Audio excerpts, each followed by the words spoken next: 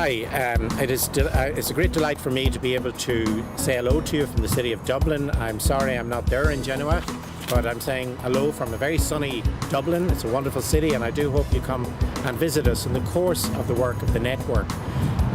Dublin is delighted to be joining the EU Core Cities Network at the invitation of our sister city of Barcelona. And what I'm going to speak to you, unfortunately I can't be in person in Genoa today, but I am going to speak to you about how we are developing Smart Dublin, or Digital Dublin as we like to speak of it. Firstly, I want to kind of talk about this word smart as opposed to digital. A smart city can mean many things. It can mean a city where people are innovating in terms of process as well as the use of technology.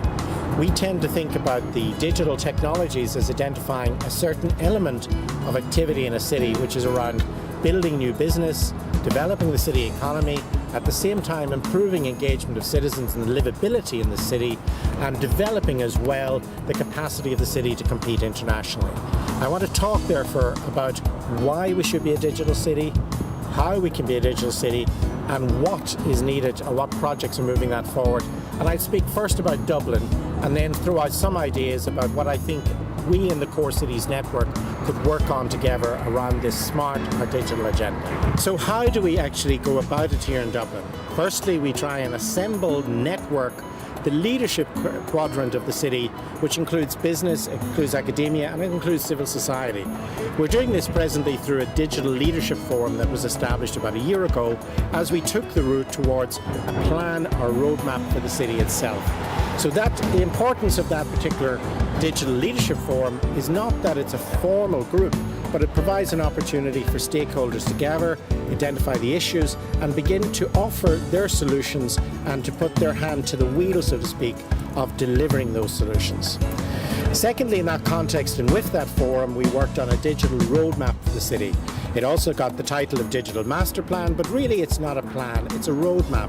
It tries to identify the key ingredients that can move the city forward, and it also knows that change is the order of the day within the smart and digital world. So it doesn't attempt to plan for 2 or 3 or 5 years, but rather to say, if we go this direction, how will we get on in moving towards a smart city?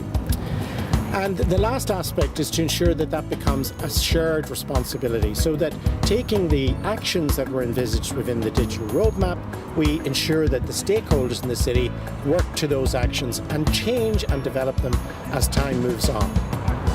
I would also say an important opportunity for us that we've developed, and we're hoping to develop further with funding from the European Commission, was to develop a metrics or a way of trying to measure how the digital technologies applied would impact on different dimensions of city life, from economy to environment to engagement of citizens. And that metrics we've developed with the Innovation Value Institute in Maynooth and with Intel Labs. But we hope now to take that metrics and working with Barcelona, EU partnership, that we can actually take those metrics with Barcelona and the city of Reykjavik in Iceland and see how they work in other cities, refine them and develop them, so we can create collectively a model for measuring impact in cities that is created by and for cities themselves.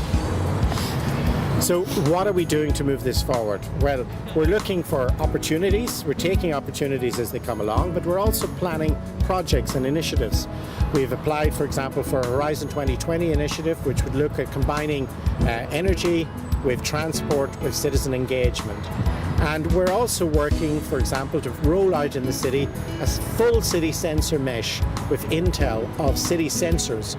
And this will do a number of things. It will provide us with small gateway units that can engage citizens, but it will also provide us with sensor information that expands our current knowledge about the environment, various other aspects of city life. Now, within the EU Core Cities Network, we would like to explore a number of things that we think are best done collectively at European level. On the one hand, we feel that the business model for applying technologies in cities has still to be fully worked out, because it does take quite a lot of money and resource to actually put in technologies and work on changing the way things are currently done. And we think that whole funding mechanism has to rely on some EU imperative to place the cities of Europe ahead of the rest of the world. So we'd like to explore that. I've spoke about the metrics, trying to measure the impact. So we feel again that the model that's evolving could be offered to the cities in the EU Core Cities Network, could be applied, changed and refined. So collectively we can spread a common model of measuring impact. And finally, and most importantly, we learn through cooperating.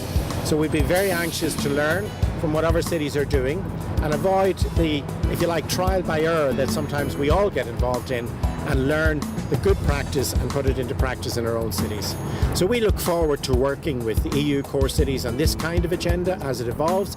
We look forward to welcoming you either as part of the core city network or as individual visitors to our city of Dublin, and we wish you every success in the meeting you're having in Genoa, and lucky for you, you are in Genoa because it's a great city. Thank you.